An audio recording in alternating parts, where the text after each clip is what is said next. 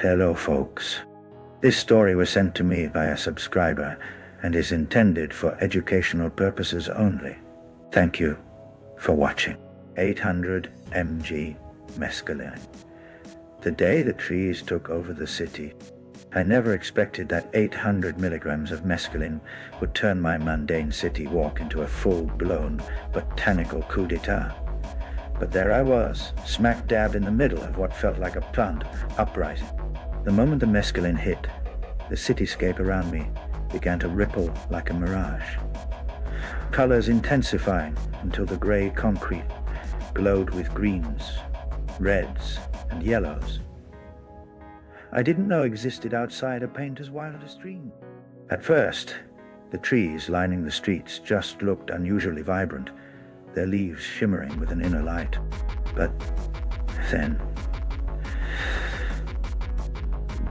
something shifted. The trees began to lean closer, their branches stretching out like giant hands. The bark pulsed softly, and I swear I heard a collective rumble, as if the roots beneath the pavement were whispering secret. They weren't just plants anymore. They were the city's new rulers, awakening from a long slumber. As I walked, the roots beneath the sidewalk started to twitch, slowly lifting slabs of concrete like they were puzzle pieces. Vines snaked up lampposts and wrapped themselves around traffic lights, turning red and green into dazzling patterns of glowing flora. The bushes near the cafe I usually haunt burst into flower. But these weren't ordinary blossoms. Each petal shimmered like a tiny universe. The trees began communicating with one another through bursts of pollen that floated in the air like living Morse code. I found myself caught in the middle of their urgent conversation, which I somehow understood as a call for balance and respect. An ultimatum for humanity to stop crushing their homes beneath steel and stone. Then came the ambassadors, massive ancient oaks whose gnarled faces appeared in the bark, eyes flickering like candle flames.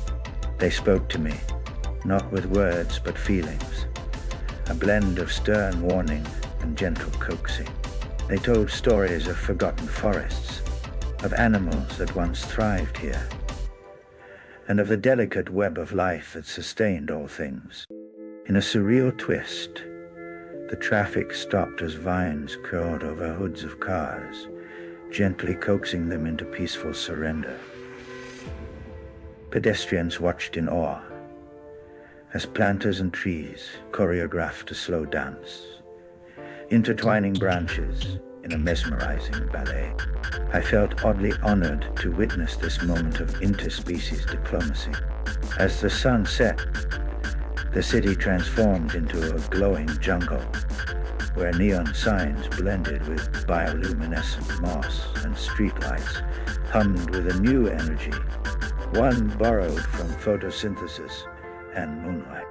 The concrete jungle bowed to the real jungle, reminding me that beneath the man-made chaos, life was waiting, patient and persistent.